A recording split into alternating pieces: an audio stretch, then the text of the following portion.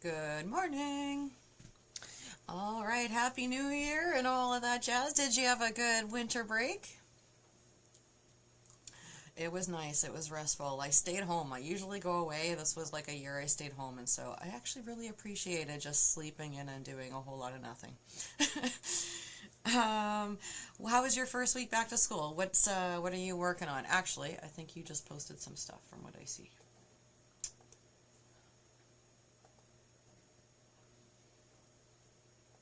Okay. Okay.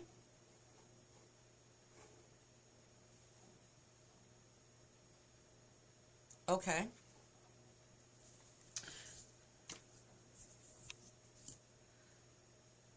Wonderful. Well, it's always helpful when you get something so that you can go back to that and have time to go over those things you didn't quite get so much. I did have a question for you. I'm kind of just going through everybody now because as we end the end of January, I just want to see like how many spaces I have for new clients. Is your course all year long or is it semestered? Okay, just gonna make a note of that. Till June, yeah, okay. I wasn't sure. Do you have a preferred date, like day of the week?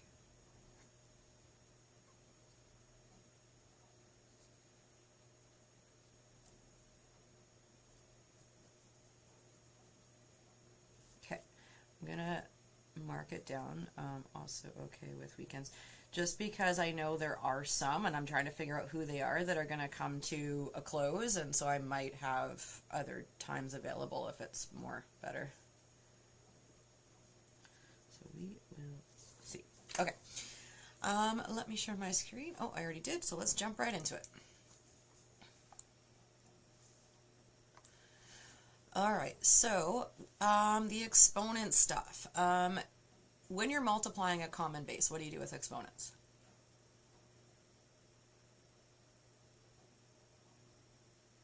Good. What about if you're dividing? What do you do? Subtract exponents. What do you do when you have an exponent being a raised to an exponent?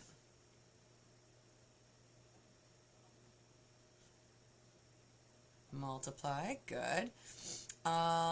So let's jump into it. Now, I noticed on the first equation, you've got a negative exponent.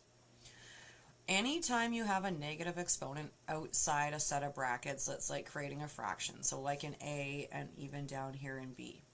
What I always recommend is invert the entire fraction so that this exponent becomes positive. Don't change anything inside it, just invert the entire thing. Rewrite it exactly as you see it. I think that's a negative 7 over 4. Over, and now we're going to put that all down below. And we're going to rewrite that outside exponent as a positive 1 over 3. It just makes it a lot easier to work with, and then you're not going to end up with like having fractions right off the start with your numbers themselves, because numbers are numbers and so we treat them as such. Now, there's a couple things that we could do. We could simplify what's in the bracket first, or we can apply the power rule into this. It really doesn't matter too much. The fact that it's a fraction, I'm just thinking, I want to look at it just one way really quick. If I bring the 1/3 into that x, and I brought it into the x that's down below, yeah, it really doesn't matter. That, or I would have had to subtract exponents first, and I would have had a negative 2, and then I would have multiplied. Okay, it makes no difference. So I'm not going to persuade you either direction. Okay, so we have 8 over 18. Can I reduce an 8 over 18?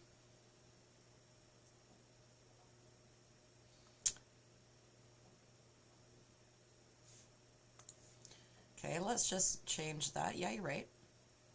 Oh, no, wait. Because then if it was 2, you were dividing by 4. So what else could we do? Although I know what you meant, though. I think I know what you meant. You were I think what you were thinking was divide both by 2, so it would have been 4 over 9. Is that what you meant? Okay. So let's work this out. So first we have to start by bringing that exponent into the numbers. So we're going to have, numbers are just numbers. It's going to be 4 raised to a 1/3. How many x's are we going to have?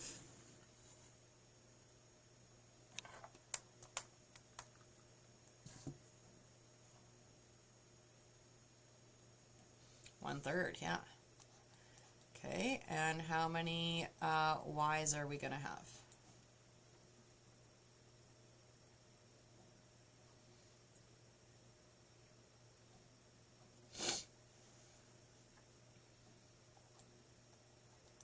Okay, yep. Now let's bring it into the bottom.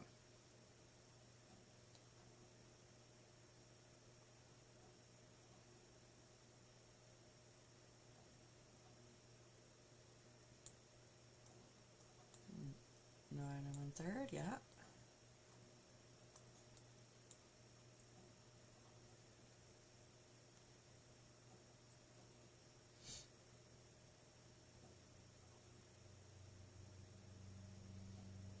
It would, but in fact, I'm going to leave it, normally I would write 1, but I'm going to leave it as, apparently a number you can't read.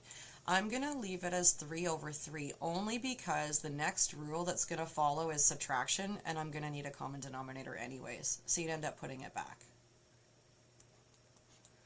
How many y's? Perfect. Okay.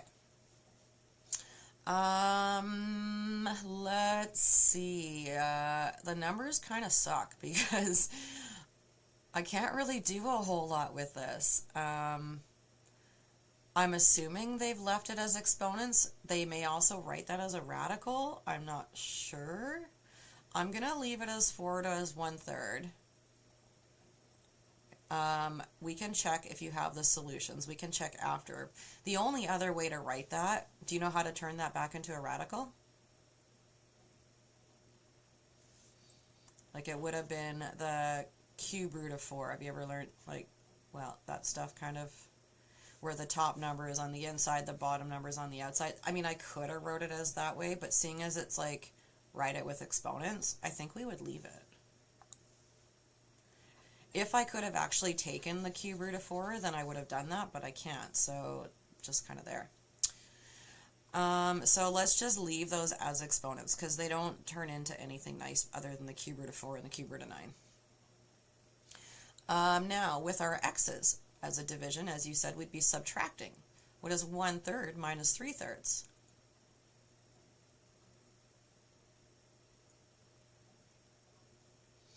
Exactly. And since it says write it with positive exponents, since it came out as negative, do you know how to make a negative exponent positive? Just write it in the denominator. So now it's a positive 2/3. So if an exponent, just as an example here, if I had x squared y to the negative 4 over t negative 3, that doesn't look like a 3. Let's try that again. I suck at 3s. And let's go v. Let's just go v.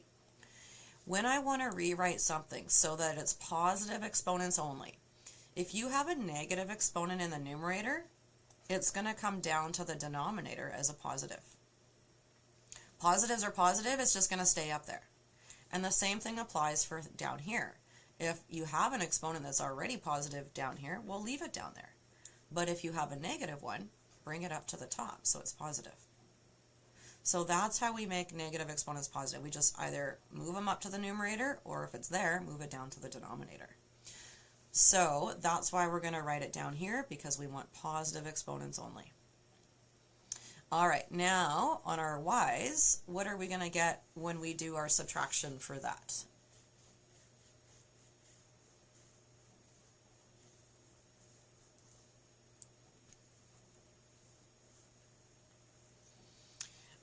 You're going for further negative, negative 8, right? Okay, so we're going to have negative 8 over 12. And since, again, it came out negative, let's put it down below so that that exponent is positive. The only thing I could do is reduce 8 over 12. What could we potentially reduce that to? 2 over 3, so you're dividing by 4. I like it. 2 over 3. Yeah, my 3's, for whatever reason, my top piece never comes out right. Anyways, I try. Okay, so I think that's all we have. Do you have the solutions for it? Perfect, okay. Just checking to make sure they weren't changing these numbers in some way. All right, let's go on to the next one. So again, when we see this negative exponent outside of a fraction, make your life easier, invert the whole thing before we start. I'll write it up here. 4x to the negative 1 over 4, y negative 3, all over now 6, x 3 over 4, y negative 2. I talk out loud, sorry. To the 1. Okay, so we've got a positive exponent here now.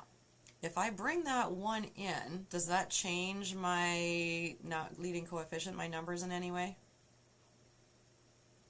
What's 4? 4 to the 1 is still 4, right? Yeah, 6 to the 1 is still 6. So I can just keep those. The only thing I would do in my final answer is reduce it. What does 4 and 6 reduce to?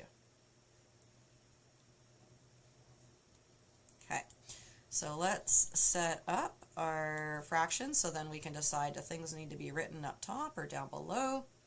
Although, mind you, we're going to have 2 steps to this, but or are we? No, we're not, because 1's not going to change any of these. So if the 1 isn't going to affect, right, multiplying by 1 doesn't change any of these on the inside. Let's just go straight to our subtraction rule.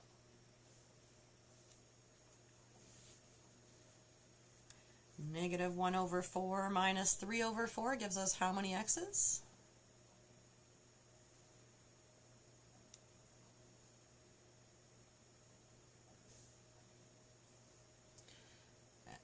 Good. And what is negative 4 over 4? Negative 1, right? And since it came out negative, where should I be putting that x?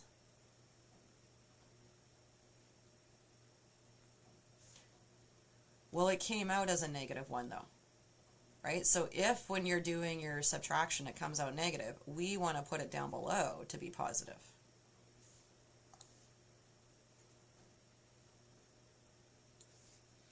Okay, good. Not that I need to write one, but I just did anyways. Okay, and how about for our y's? What are we going to get when we subtract there?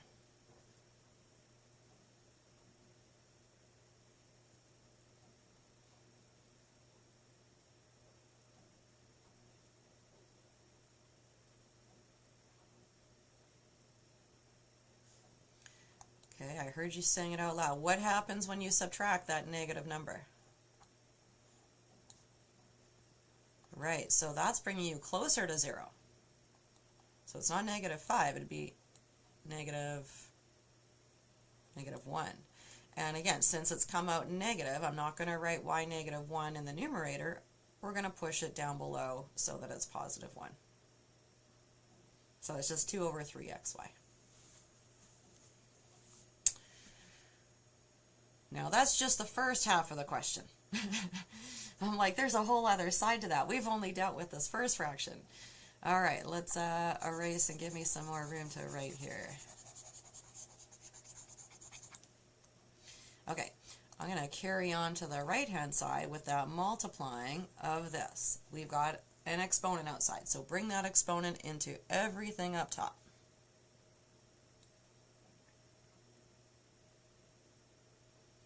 And what is 2 squared?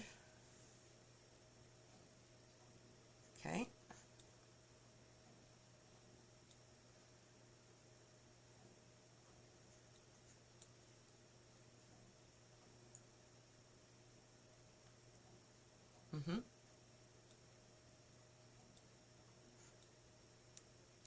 Perfect.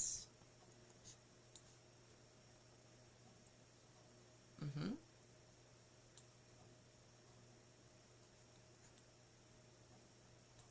Good.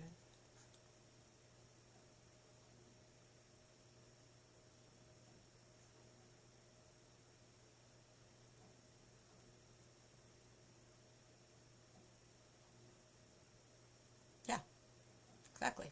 Because it's a power rule. So you'd be multiplying 1 over 2 times 2, which becomes 2 over 2, which is 1.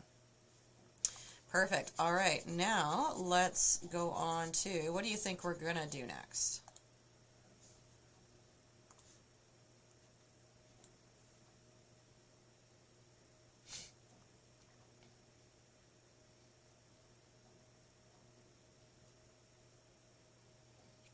It's okay to say I have no idea too. Okay. So the fact that we're multiplying two fractions, if I was to say, how do you multiply, and I'll take just the numbers, how do you multiply 2/3 times 4 over 9?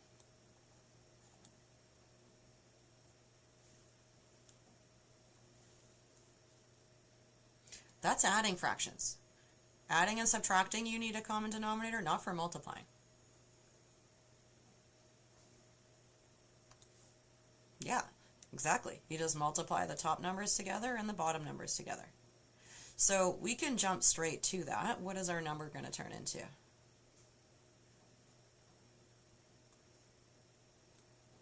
Good. Now, because when it comes to multiplying fractions, we're just multiplying tops together and bottoms together, I don't have any other variables in the top to multiply to, so I'm just going to rewrite those. But down below, we do have more variables. And when it comes to multiplying, what do I do with the exponents? Add them. So how many x's and y's do we have now?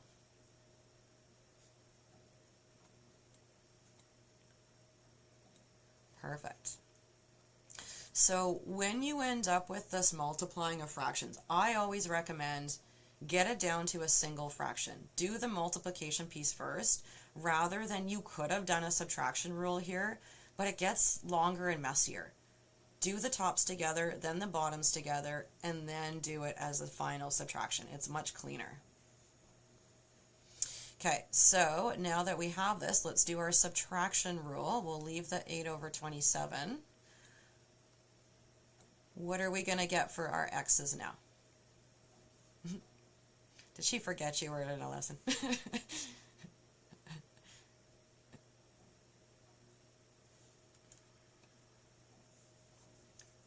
X to the power of 3, yeah. And, well, if I subtract, what happens here? If we had 0. And do you remember the rule? What's anything raised to a 0? Not 0. Nope. This is the rule of 0. 1, yes. So the fact that we ended up with a y0 or x0, it doesn't matter. It comes out to 1. I don't need to show a 1. It doesn't change multiplying by 1. If it was like, what if the question was 3x0? What does this equal?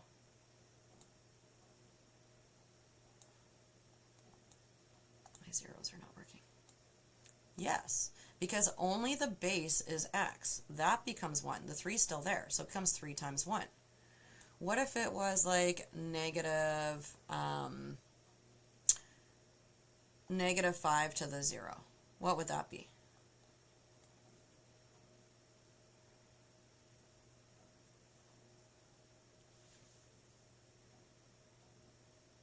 Negative 1. Good, because again, only the 5 is the base. If it was in brackets, negative 5 to the 0, then it would have been a positive 1.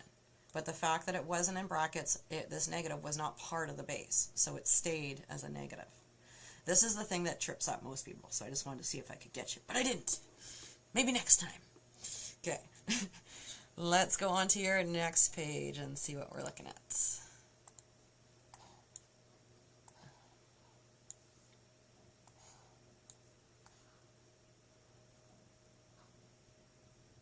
I made it slightly too big. Hold on. I'm trying to get all the questions, but also make them bigger for me. Okay. We did finish that question, right? We did. I got all sidetracked in my zeros. Yes, we did. Okay. All right. Let's see this next one. Negative 81 over 16 to the 1/4. Okay. So there's something that we're going to want to review based on what I see coming up, and that's the, I actually asked you that right at the start, and it was like, did you know how to take an exponent, a fractional exponent, and turn it into a radical? So let's review that, seeing as I think you may have forgotten that a smidge from grade 10, and that's okay. If I have a fractional exponent, let's just say 16 to the 3/2. To put this into radical form, my base is the piece that always goes inside the radical. Okay, this top number always attaches, and I'll try to color code it, to the inside number. The bottom of the fraction is the number that is basically on the outside of your radical. Now, if I was doing a square root 16, or the square root of 9, or the square root of 25, the square root of anything, we don't ever write a 2 here. But it's assumed that it's there. As a square root, it's a 2. So you do have to remember that. The other piece is, if I was doing a square root of any of these numbers, there's also an imaginary 1 here that we also don't write. So there's an imaginary 2 and an imaginary 1 if there's no numbers at all. Or if there's no numbers here, it's a 1 that's there. If there's no number there, it's the 2. You might only have 1, not both. But the idea is you have to know they're there to know that as a fraction, that is 1/2. If you have to write it as an exponent, which we're going to be doing on these. Now, I know the square root of 16 is, what is the square root of 16? Yeah. So, either the square root of 16 or 16 to the 1/2 equals 4. So if you got a question that said, well, what is 25 to the 1/2?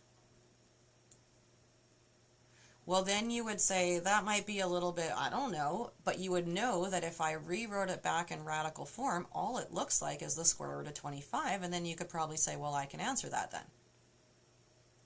So let me give you a slightly harder one-ish. What would the 125 raised to a 1/3 equal?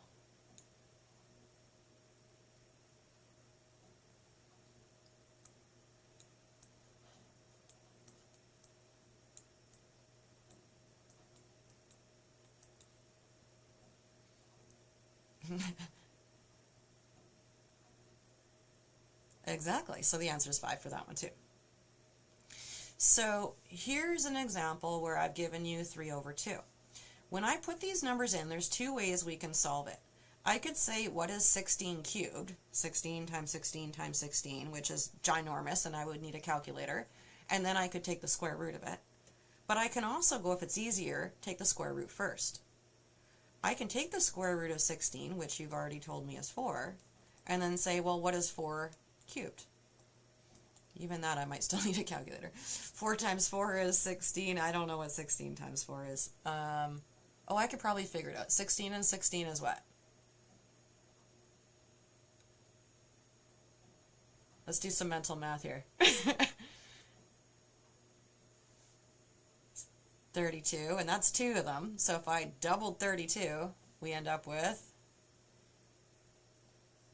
Alright, so there we go. 4 times 4 is 16. 16, 4 more times would be 64. So this is what we're going to need to be doing on these next questions, is know where the top number of the fraction goes, know where the bottom number of the fraction goes. So in this first one, you have a negative sitting on the outside. How can I rewrite, we've got an 81 with a fractional exponent, put that into the radical, where do those numbers go?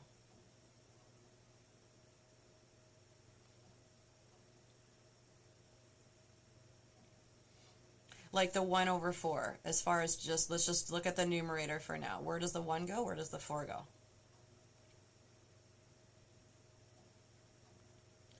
Yes. Writing a 1, I don't really need it. 81 to the 1 is still 1. It's that invisible one. Okay, how about the other one?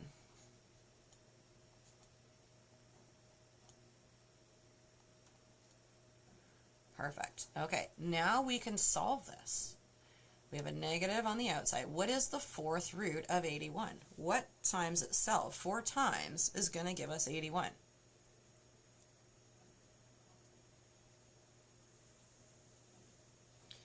Always start small with these two because they get large very quickly, especially when it's a 4.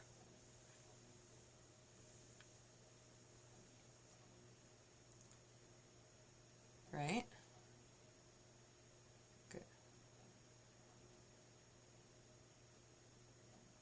And feel free to use a calculator too. I'm not going to judge. I don't mind checking as long as you understand the process. Exactly. Good. Okay, what is the fourth root of 16? Again, you're going to want to stay small because what number has to multiply 4 times to get to 16?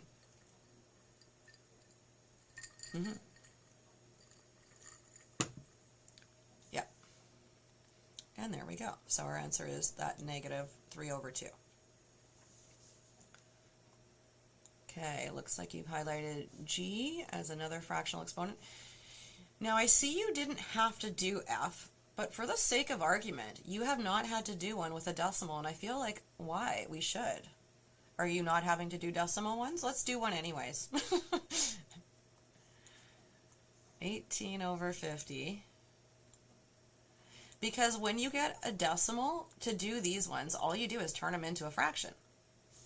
What is 1.5 as a fraction?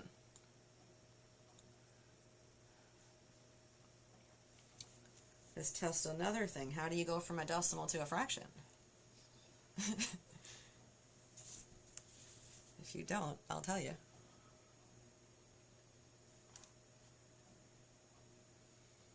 Okay, perfect. I love to remind. Okay, so when we want to go from a decimal to a fraction, if we want to get rid of this decimal, how many places do I need to move it?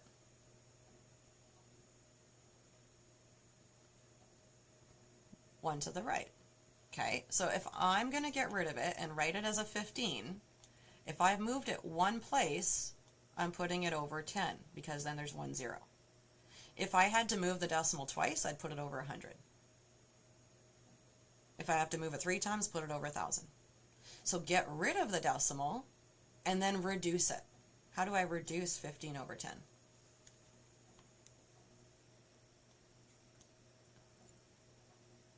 Perfect. Okay.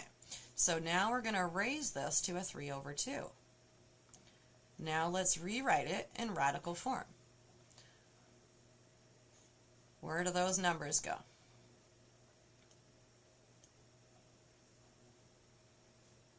Ah, careful. Top numbers go to the inside. Bottom numbers to the outside.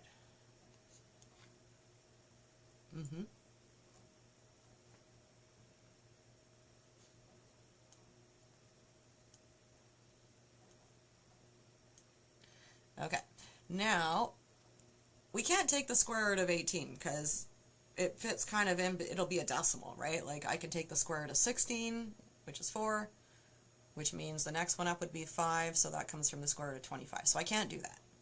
So here's where you're actually going to want a calculator because we're going to want 18 raised to the power 3, and I really do not want to do 18 times 18 times 18 in my head. I prefer not to.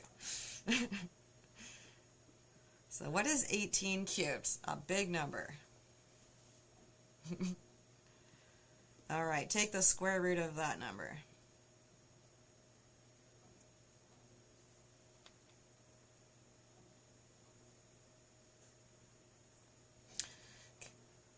Okay, so it's not giving us a nice number, which, did it say leave an exact form for this? What was the question leading up to this?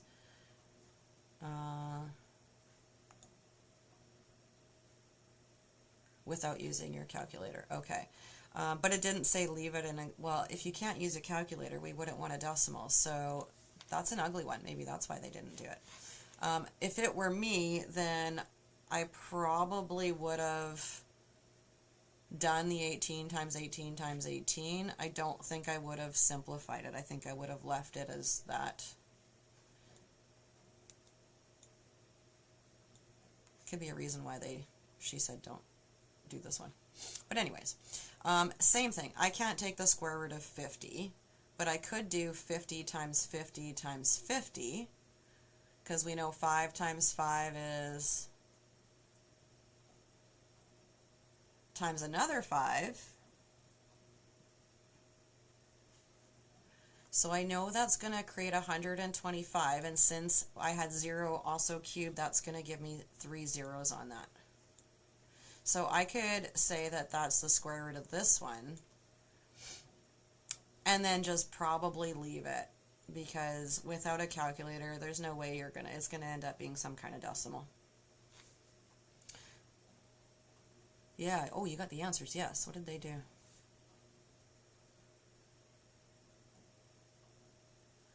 (27 over 125). How would they have got 27?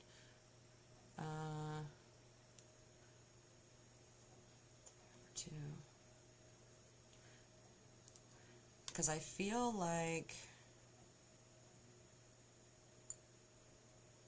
the only way this would have became 27 is if this was 3 times 3 is 9 times 3 is 27. If this was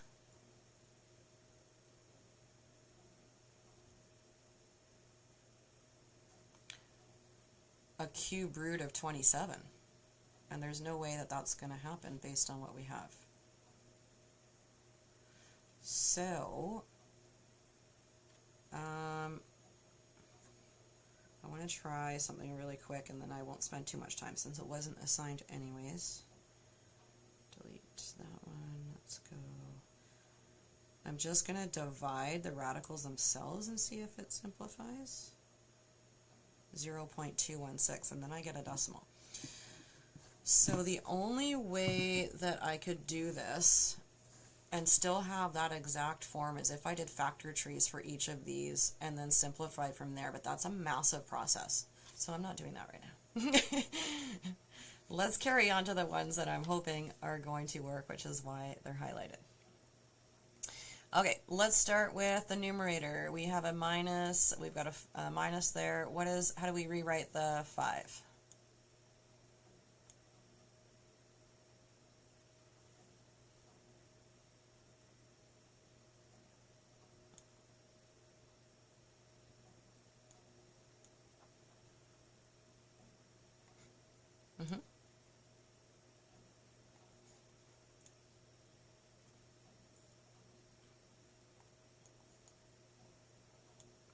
Okay, now, oh, my 3's are terrible. Okay.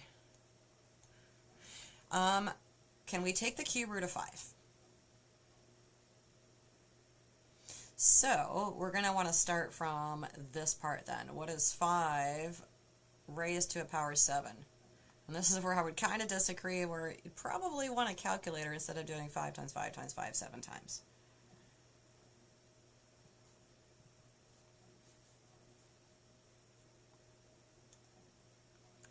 Okay. Oh, you know what? I know. I have another idea. I take it back. We can do it without a calculator.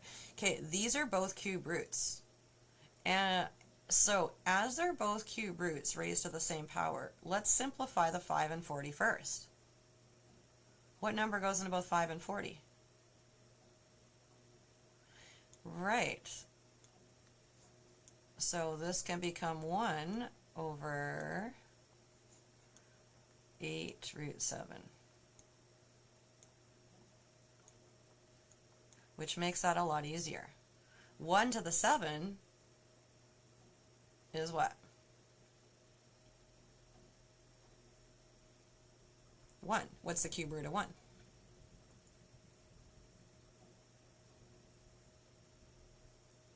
What's the cube? So if 1 to the is still just 1, right? 1 times 1 times 1 is still 1. So we take the cube root of that, it's still 1. So in the numerator, I'm ending up with just a negative 1. Now the bottom, oh, we can do the bottom too. Because I don't really want to do 8 raised to a 7, but we can take, what's the cube root of 8? Okay, so what is 2 raised to the power of 7? That's still a little bit ugly, but it's better than anything. 2 times 2 is times 2 times 2 times 2 times 2. No, I lost. Okay, I almost lost track too. Times 2.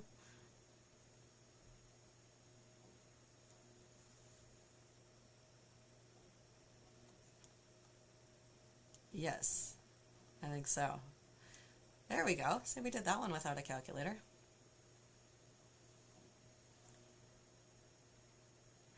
That almost made me wonder now on the other one, could I have reduced it before we went through all that? If that had become a 9, if I cut it in half, that's 9 over 25.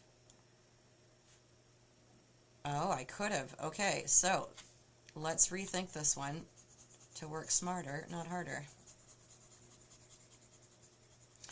So if we reduce before we apply this, now I've got the square root of 9 cubed. What's the square root of 9?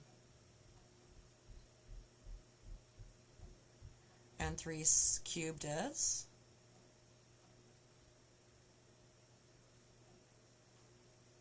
Ah, there's where that 27 came from. I knew it had to come from 3. I was just like, how are they getting there? So if we reduce these can't go any smaller, right? I cut them both in half. Now I'm at 25. I can take what's the square root of 25? And 5 cubed is? There we go. Now I feel happier. Okay. So let's go on to write each radical as a power. So now we're just going the other way around. We're going to write it with the fractional exponent. So now we just have to know, where did the number come from? So if we have a 2 and we've got as a fractional exponent, what's in the numerator? What goes in the denominator?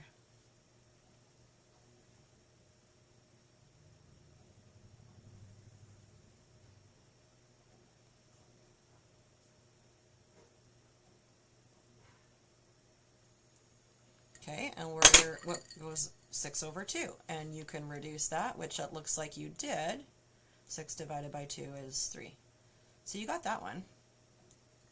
Whether you knew what you were doing, I don't know. Okay, well, you know, that's all right. You're learning. Okay, let's take a look at this one. I'm going to write it over here as I run out of room. Negative 243. Oops, actually I don't need the radical anymore. I'll just write the number. And since it's inside the radical, I'm going to, it's all part of it. Let's put it in brackets as we raise that to our exponent. What is our fractional exponent?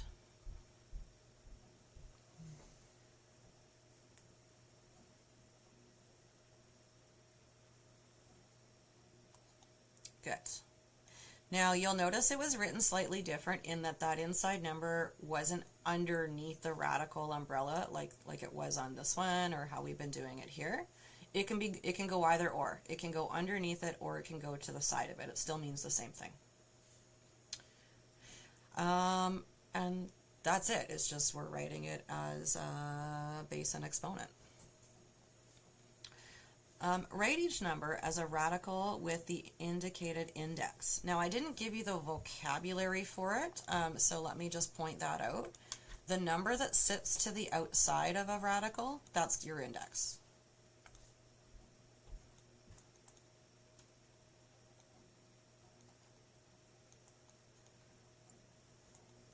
I.e. the number we find in the denominator from our fractional exponent, but that's the index, the thing that comes outside. So we have an index, we have an exponent. Let's write a radical. I'm assuming that first one is the base. As a radical with the indicated index, and then as a power with the indicated exponent. Okay, they want two separate things here. I need more space though. So, uno momento, por favor. Whoops, that's not a screenshot. Try that again.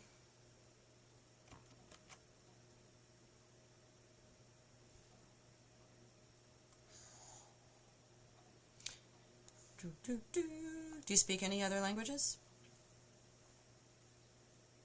Oh, you are. Okay. I know very little, so you might have understood what I just said then. Good. At one time I was on Duolingo trying to learn Spanish, but I did that over COVID. It's been a while, so I don't really remember a whole lot. I should go back. I was doing good at one time. Okay, so let's start with the first one. Let's write it as a radical. So as a radical, that means we're putting the number inside the radical. Where is the index? Where does the exponent go? Oh, actually, we're only writing it as an index. So this is different. Okay, so we're only using the index on this part.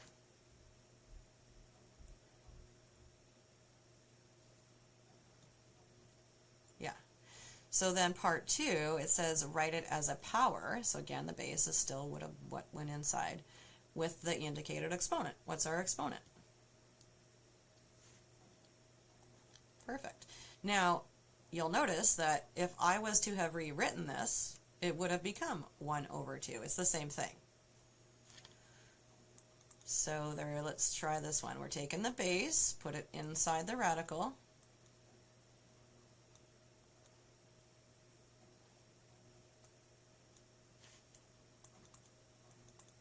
Easy peasy.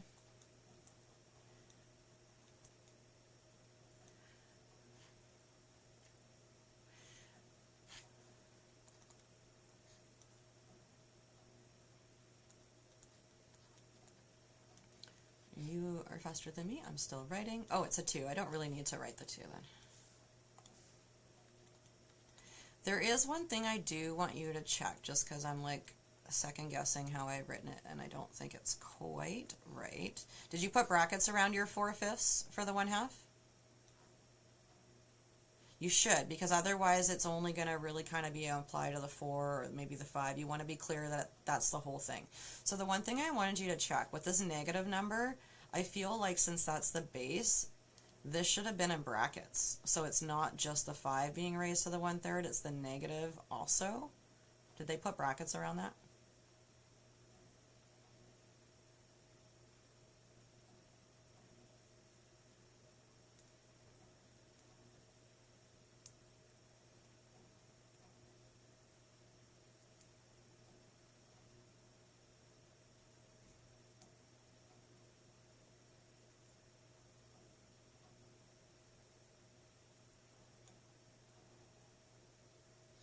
Well, either one, I feel like these should have, this one doesn't matter, it's under the umbrella, but I feel like this one should have been in brackets. But then you're giving me 125, so are they looking for the index that gives us this?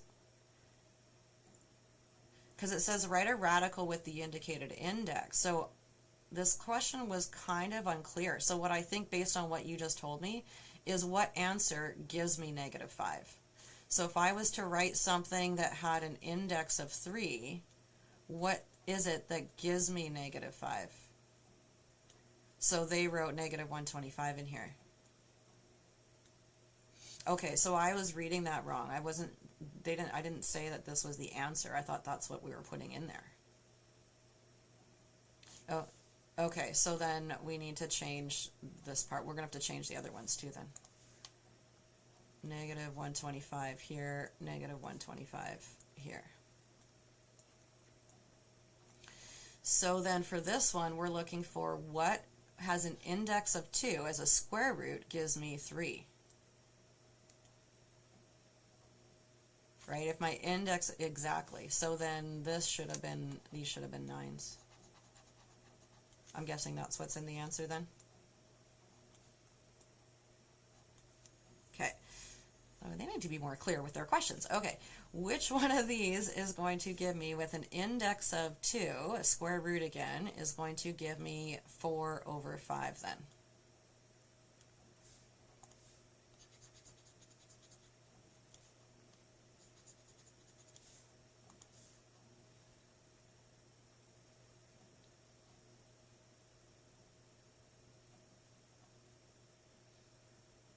Treat them separately. What square root gives you 4? What square root gives you Exactly.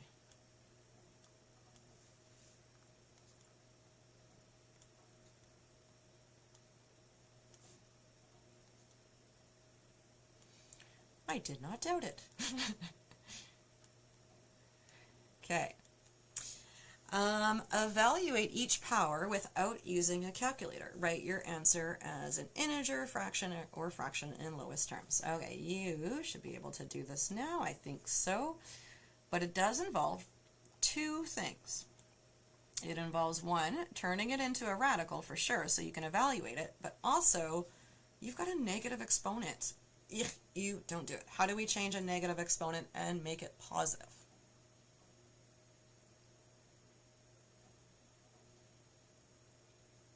What are we flipping? Not the exponent. We don't touch the exponent. What do we flip? What do we invert the what? Exactly. You invert the base that has the negative exponent. Now that we have that, how do I rewrite that denominator as a radical?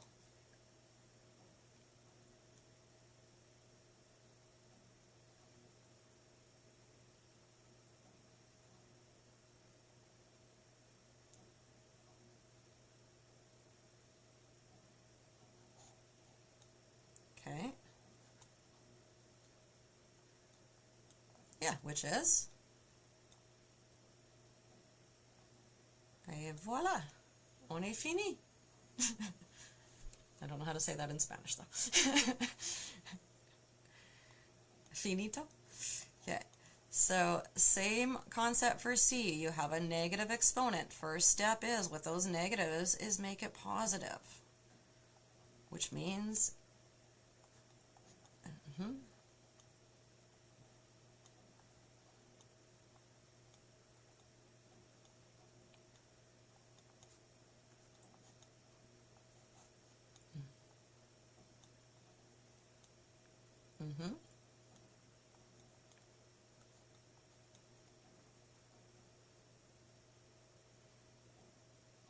absolutely.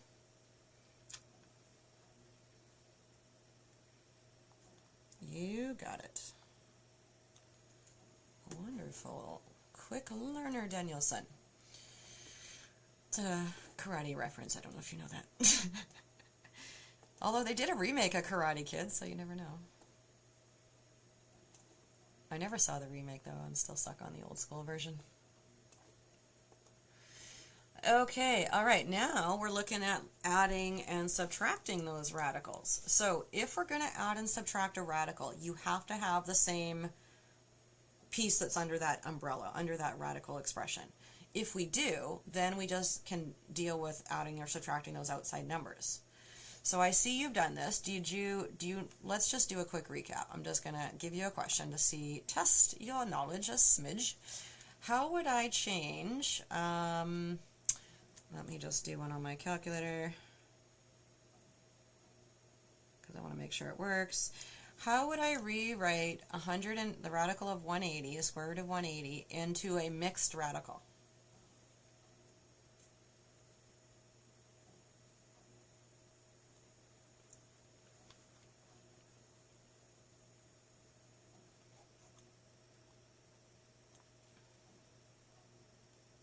Yep.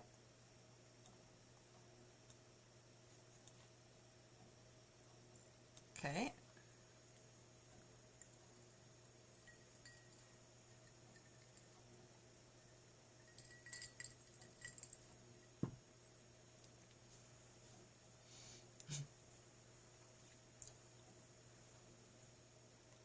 Mm-hmm.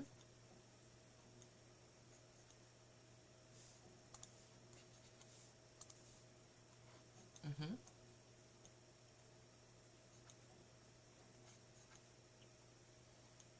Okay, and then what?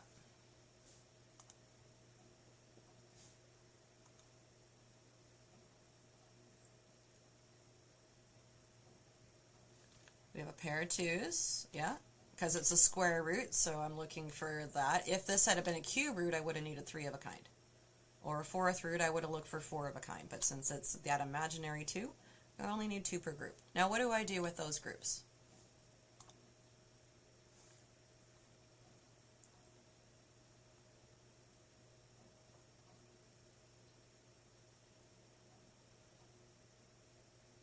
Somewhere. Okay, you're close. They have to go somewhere.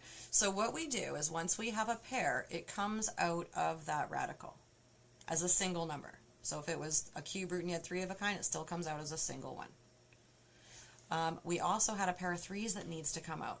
So since I've got another number coming out as well, those numbers are going to multiply to each other. Right, so that is now outside of the radical. What is left on the inside, what didn't have a pair, what couldn't pull out, is what is now our radical piece. And if there was more than one number, same thing, I would have just multiplied the remaining numbers to make the inside. What if it was 2 root 180? How would that have changed with, I've still got the same tree, I've still got the same numbers coming out. If I'm trying to bring out a 6, what do I do if there's a number already there?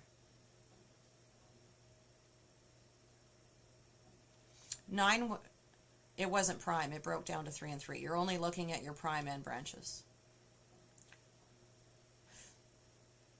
So I've got the same question, the same tree, the same number that pair up that need to come out, but what do I do if there's a number already here?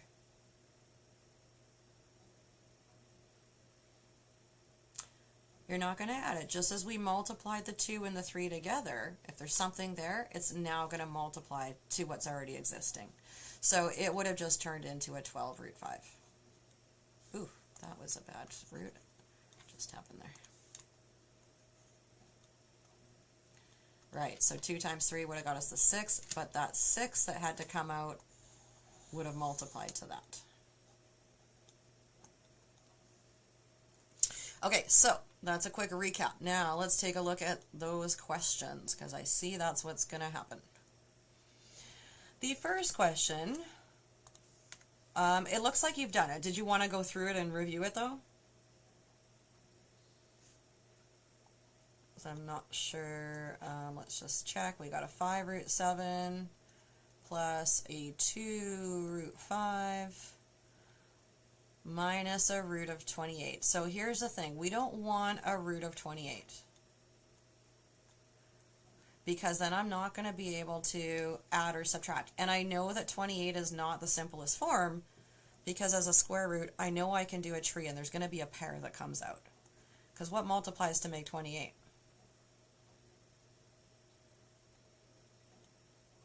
Good. Right. Yeah. It's not 4. Remember, when you take out a pair, it's a single number. 2, it's just 2 root 7. So if it's a cube root, you have 3 of a kind, 4th root 4 of a kind, but it's still just a single number that comes out. So we've got minus 2 root 7, and then plus 45. The tree of 45 looks like,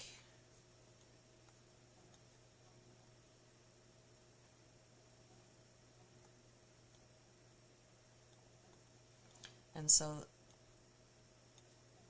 exactly.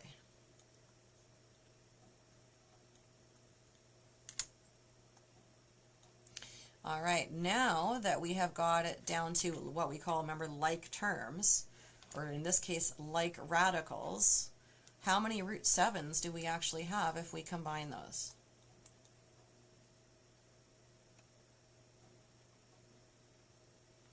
Because we got a 5 root 7 and a minus 2 root 7. Yeah. So once we got it down to like terms, we don't change the radical, we just add or subtract as needed those outside numbers. We've got a couple root 5s, 2 root 5 and plus a 3 root 5. And that's where that came from, yes. That is it.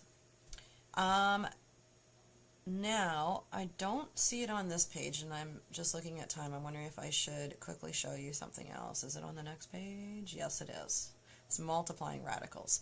I just want to quickly touch on multiplying radicals as a refresher. If I was multiplying root 5 times root 3, what would that make? Aside from that, does not look like a 3. I just got to stop doing 3's because they always suck. There.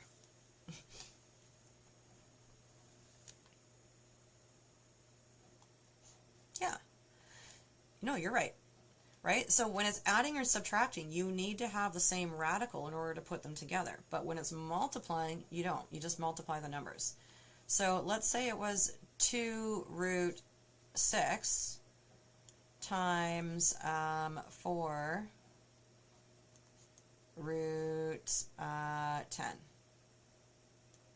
How would I do that? I'll try to make my 6 look a little nicer too.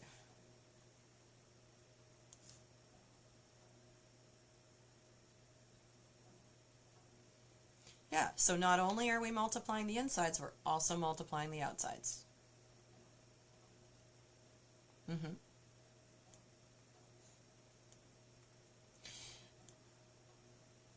Now, I would probably simplify this a bit more because I think I could do a tree and find something that's going to pair up, is my guess. What numbers multiply to make 60?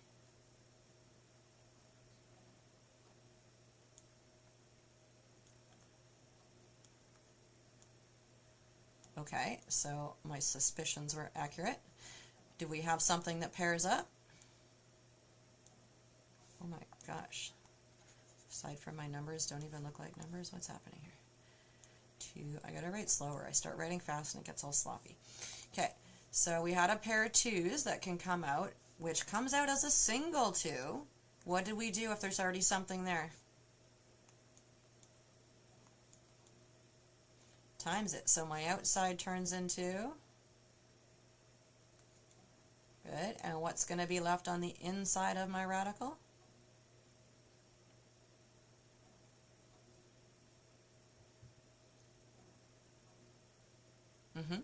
Yeah. We're always multiplying. If we're multiplying, it's always, and if we're reducing radicals, when we pull it out, it's always multiplying. Things that are left, it's always multiplying. The only time we don't is if we're adding and subtracting a radical. We're looking for those like terms. So let's go back to where this page was. This was still adding and subtracting, but if you take a look at here, you have a root x, you have a root x, you have a root x, you have a root x. These are already all like terms.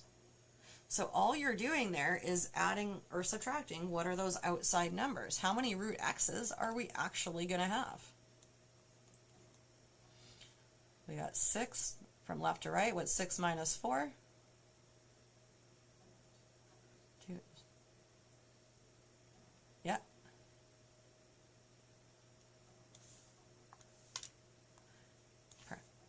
Perfect. And that's it. That's it. Okay. This one, interesting. Okay, that looks, because I think what we need to do is simplify.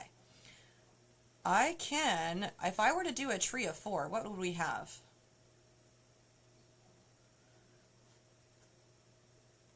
Exactly.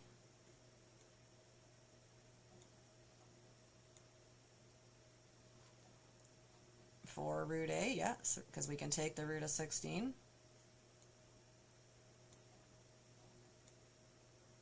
Good, now we've got a whole bunch of root a's, all the same, like terms. How many root a's are we going to have?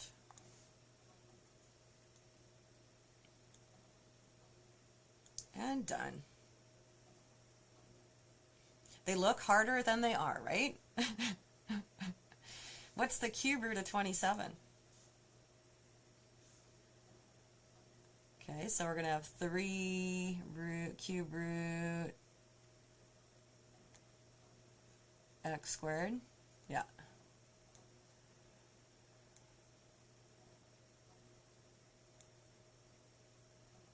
Cube root x squared.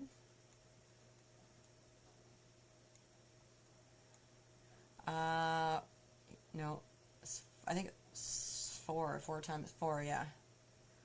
So 4 cube root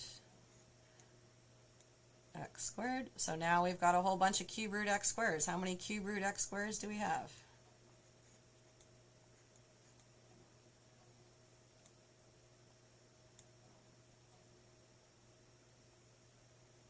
Perfect. All right, well, we didn't get, yeah, it's a lot easier once you get it. We didn't quite get as far as to doing the multiplication, but I've kind of given you that brief intro. You may need to remember how to FOIL. We can always take a look at that next time if you're still feeling confident on the unit you're at to review, and I'll give you some more questions based on this, because one thing I would have liked to have done, what I noticed on this last question we just did, you ended up with variables on the inside. I'd actually like to go over with you variables that come out as well and not just numbers. So when you have some time, we'll do some more on these radicals, and I got tons of questions, and I'll give you some practice links after as well. All right, enjoy the rest of your Sunday. Okay, bye.